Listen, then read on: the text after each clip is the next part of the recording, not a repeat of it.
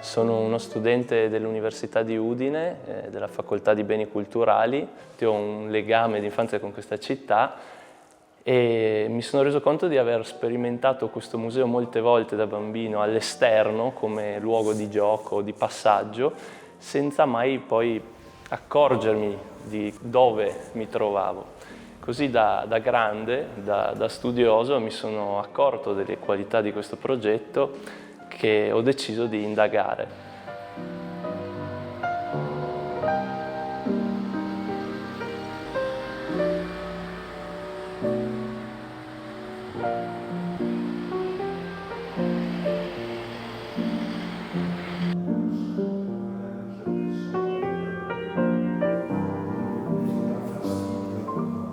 Siccome ho avuto la fortuna di collaborare con l'architetto D'Ambrosi, un giorno nel suo studio sono incappato nei plastici di progettazione di questo museo.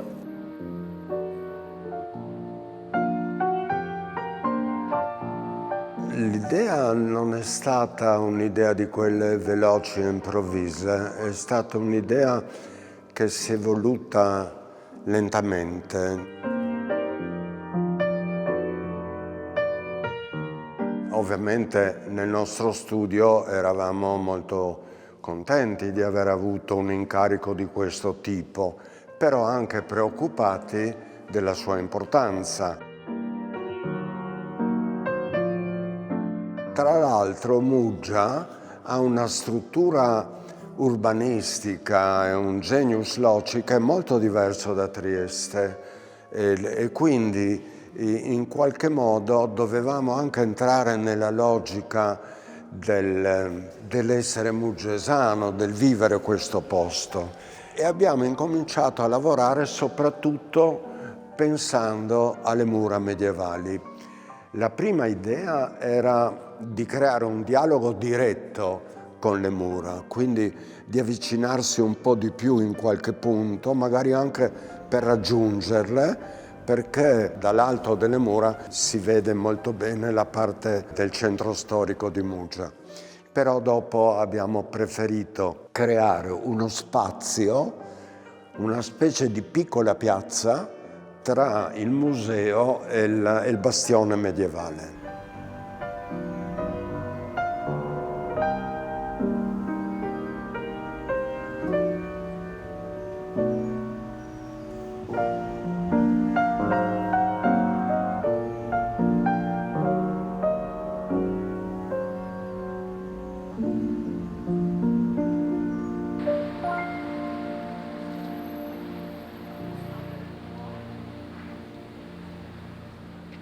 Abbiamo sperimentato sia nella forma, che in qualche modo doveva essere proporzionata all'esterno, cioè non avrebbe potuto essere una cosa violenta o troppo vivace. Poi la pelle da dare a questa forma, l'aspetto e la voglia di usare materiali puri, legno, ferro, ferro di un certo tipo, ferro che non occorre dipingere ma che si arrugginisce, diventa tale. E abbiamo lavorato sull'esterno forse più che all'interno, anche perché l'interno per noi, essendo museale, doveva fondamentalmente essere neutro.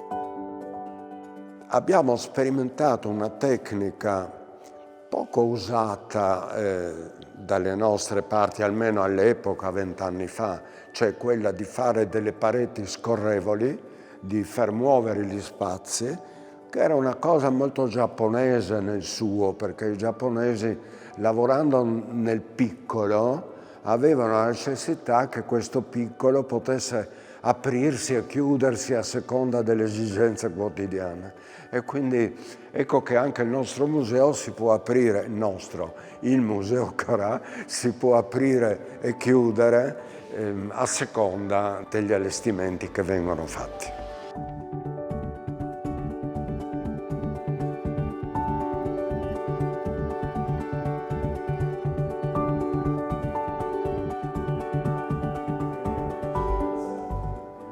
Questa soluzione adottata da D'Ambrosi e il suo studio si è rivelata in varie occasioni fondamentale sia per permettere la divisione degli spazi in maniera da poter ospitare la collezione permanente e delle collezioni temporanee importanti, in modo anche da isolarle dove ce n'era la necessità.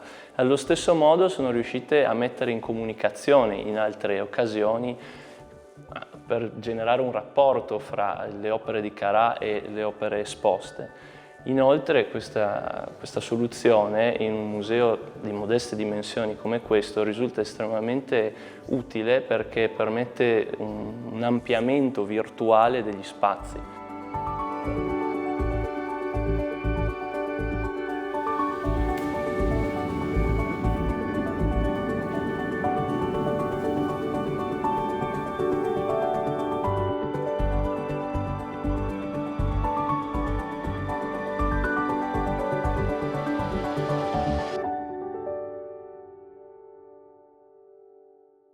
Questo museo è stato l'unico in regione Friuli Venezia Giulia che ha avuto la possibilità di essere sviluppato ex novo e quindi lasciando carta bianca ai progettisti, portando appunto a delle soluzioni che altrimenti sarebbero state difficilmente attuabili.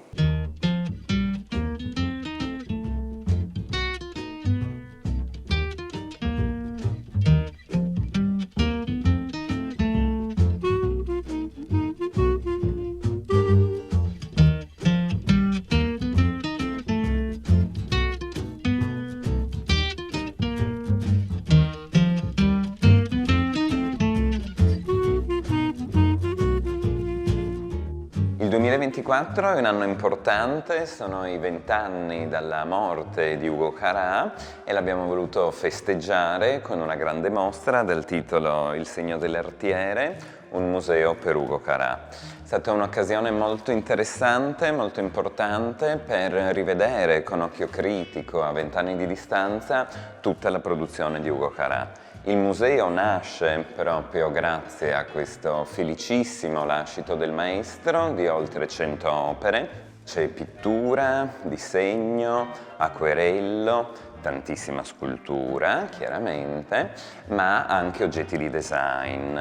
Carà è stato un artista molto poliedrico, ha insegnato anche decorazione di interni e arredamento al nostro Istituto d'Arte Nordio ed è appunto stato un artista che è riuscito a trovare la sua cifra stilistica, la sua misura aurea sicuramente con il bronzetto e con l'incisione.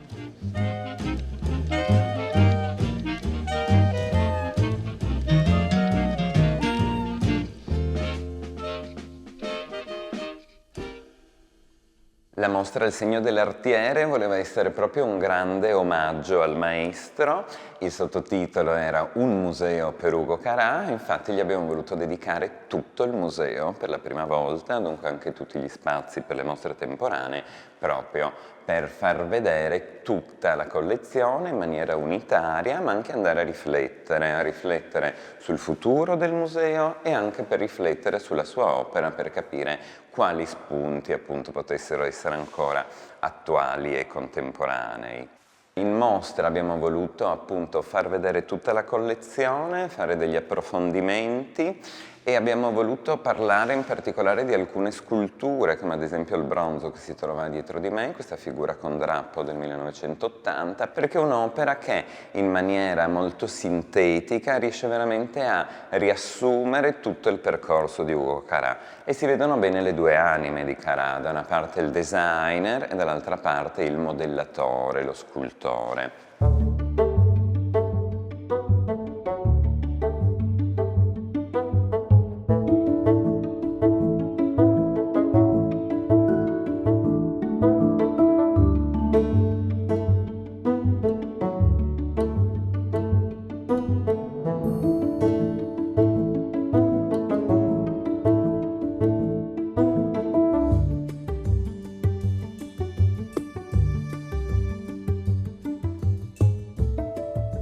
Il Museo Carà è un museo per noi molto importante perché appunto dà l'opportunità proprio al territorio di Muggia di esprimersi con delle mostre.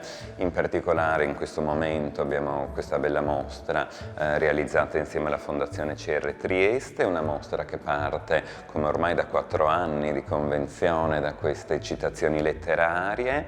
Abbiamo parlato di Stelio Mattioni, abbiamo parlato di Scipio Slataper, abbiamo parlato chiaramente l'anno scorso di Italo Svevo e quest'anno invece abbiamo voluto approfondire il tema della poesia di Saba.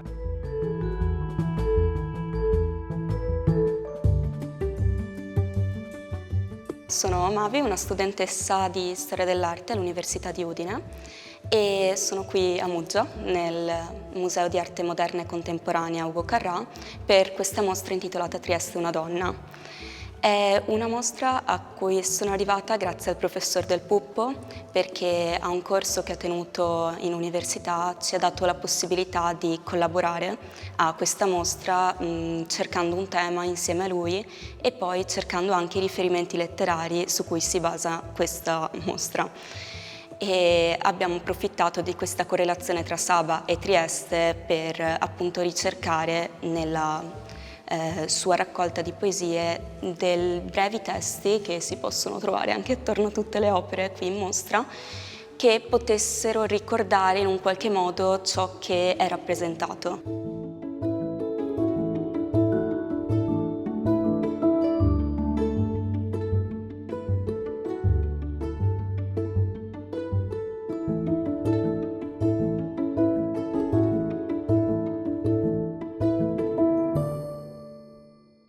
Sono molto felice di questa esperienza perché abbiamo anche fatto delle scoperte interessanti.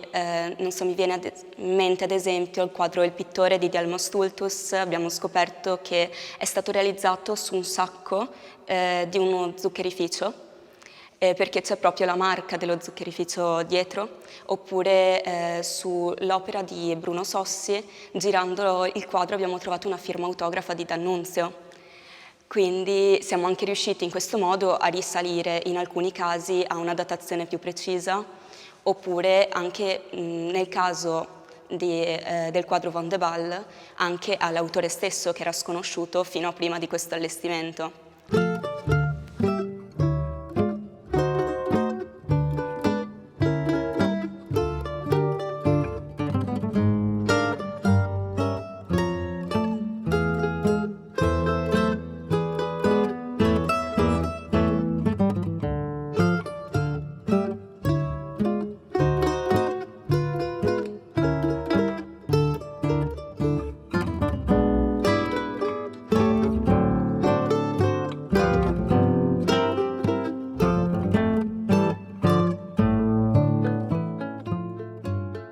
In alcune opere è presente nella didascalia anche un QR code che rimanda direttamente a un podcast, quindi un testo che è una sorta di audioguida, che oltre a leggere la citazione a cui è collegata l'opera, dà anche una breve descrizione dell'opera stessa.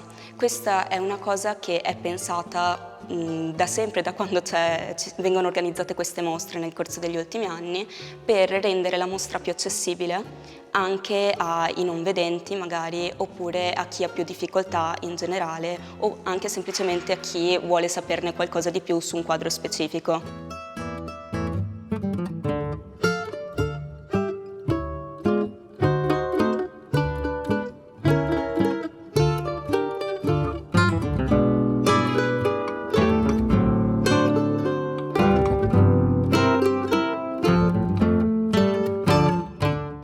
Siamo nella sede della Fondazione CR Trieste, una fondazione bancaria che possiede un'importante e cospicua collezione di opere d'arte, come si può vedere anche alle mie spalle.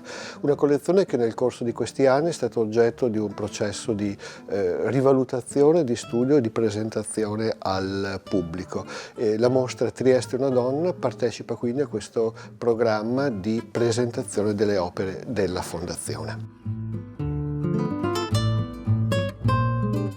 L'omaggio al canzoniere celeberrimo di Umberto Saba ci ha consentito di lavorare su un doppio registro. Da un lato, per l'appunto, provare a raccontare la diversità, le sfaccettature dell'immagine femminile, in un arco cronologico che va dall'Ottocento fino agli anni 60 del Novecento, ma anche dall'altro lato, come si è visto, di raccontare la creatività al femminile, quindi con le importanti opere sempre possedute dalla Fondazione di Leonor Fini fino al dipinto di Miela Reina, che non a caso è anche la protagonista della monografia che esce quest'anno. Una monografia importante perché fa seguito alla precedente dedicata ad Anita Pittoni. Questo conferma lo sforzo della Fondazione e della collana editoriale che curo proprio nel valorizzare e nel raccontare questo aspetto, cioè quello della creatività delle donne artiste che hanno operato a Trieste nel Novecento.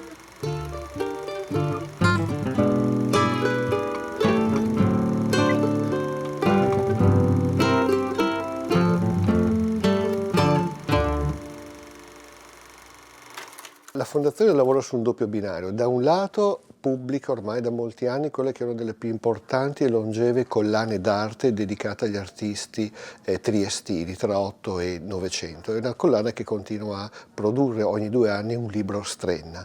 Accanto a questo, 4 anni fa abbiamo cominciato questo rapporto di collaborazione tra Fondazione Comune di Muggia e Museo Carà, proprio per valorizzare i tesori, le opere della Fondazione. Quindi abbiamo studiato questo programma di mostre.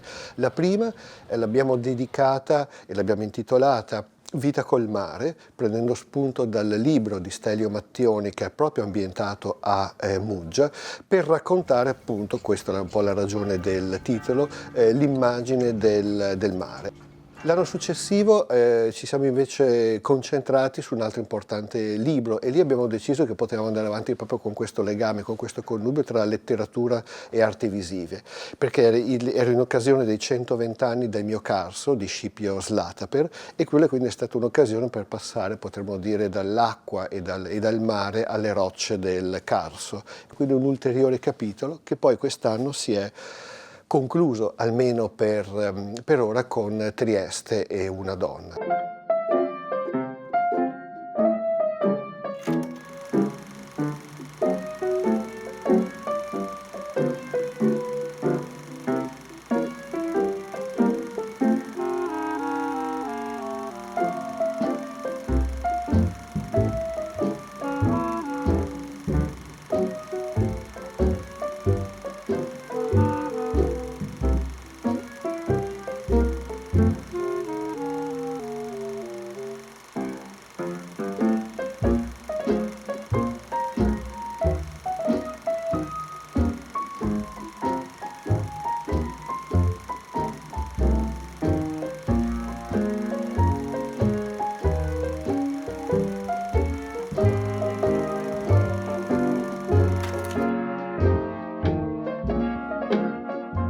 Nonostante Muggia possa sembrare un luogo lontano dalle pagine della letteratura, esiste effettivamente un romanzo che è totalmente ambientato in questo luogo Stelio Mattioni, Vita col mare, un romanzo che è uscito nel 1973, che si apre proprio con una imbarcazione che arriva al Mandracchio, nel porto di Muggia, e da questo arrivo nasce tutta una serie di trame che portano diversi protagonisti, uomini, a incrociarsi con una figura che li attrae, che li respinge allo stesso tempo e che si mette in una sorta di contrapposizione con il mare.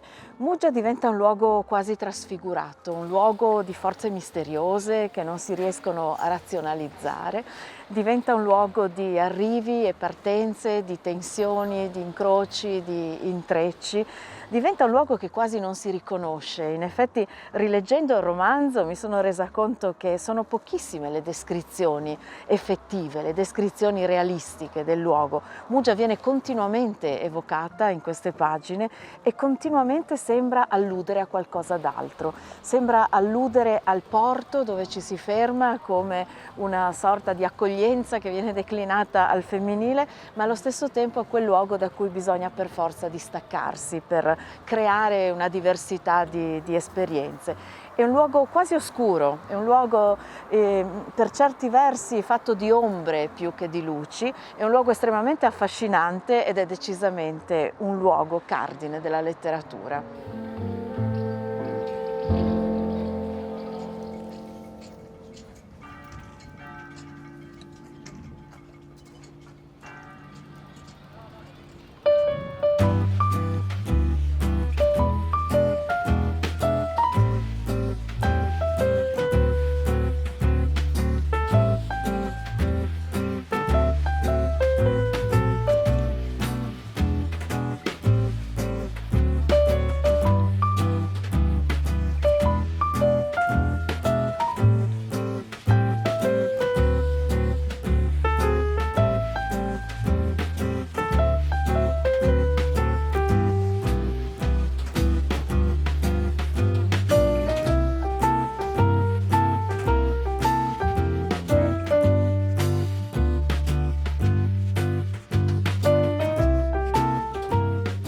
Gianni Stuparic è davvero uno scrittore delle cose perdute. Diversi suoi testi, come L'Isola per esempio, oppure quel libro importante che si chiama Trieste nei miei ricordi, sono sulla stessa linea dei ricordi istriani, però forse nei ricordi istriani tutto questo arriva a un punto estremo, a una sorta di confine insuperabile e anche insuperato, perché appunto è stato purtroppo l'ultimo suo testo. Stuparic era di origine istriana e vive appunto poi la sua vita a Trieste insieme con il fratello Carlo, con la sorella, con la famiglia, e Muggia è il luogo delle vacanze estive. È Istria, per Stuparic è una parte dell'Istria, è un punto di osservazione, come dicevo, che guarda a quel passato, una terra, un mondo, una vita, un pezzo della sua vita che si è perduto, e allo stesso tempo però è la possibilità di riconnettersi. In queste pagine, soprattutto quelle dedicate a Punta Sottile oppure a Punta Grossa oppure alla zona di San Bartolomeo, in queste pagine Stuparic racconta questi luoghi e allo stesso tempo istituisce delle connessioni, da una parte con l'Istria e dall'altra parte con Trieste, che è appunto il luogo, il punto di riferimento, il luogo a cui si aspira. Allo stesso tempo però racconta proprio dettagliatamente delle gite fatte con la famiglia da bambino, da ragazzino, in cui si spostava da Muggia a Trieste, racconta l'arrivo al molo, l'entrata nella sacchetta e poi appunto il ritorno. Quindi è come se appunto questa collocazione in questo luogo così particolare, così in fin dei conti curioso, ambiguo, anche contraddittorio, potesse però essere messo in relazione anche attraverso questi movimenti specifici. E come si conclude appunto questo capitolo dedicato a Punta Sottile? Spesso Spesso col maestrale Gagliardo il primo pomeriggio mio padre apprestava il guzzo e la vela, ci staccavamo dal molo del Lazzaretto, attraversavamo l'aperto vallone di Muggia, oltrepassavamo le dighe, la lanterna ed entravamo nella Sacchetta, il Mandracchio di Trieste. E poi appunto la sera, dopo aver fatto le nostre commissioni, attendevamo in qualche caffè sulla riva col bicchiere di birra davanti che il vento di terra si alzasse e con quel vento fresco di levante in poppa ritornavamo di filata alla nostra Punta Sottile. Ecco, questo doppio movimento che è proprio il doppio movimento materiale della gita a Trieste, del ritorno verso Punta Sottile, ma è anche il doppio movimento della scrittura, una scrittura che ritorna indietro continuamente nel passato per poi riportare questo passato al presente.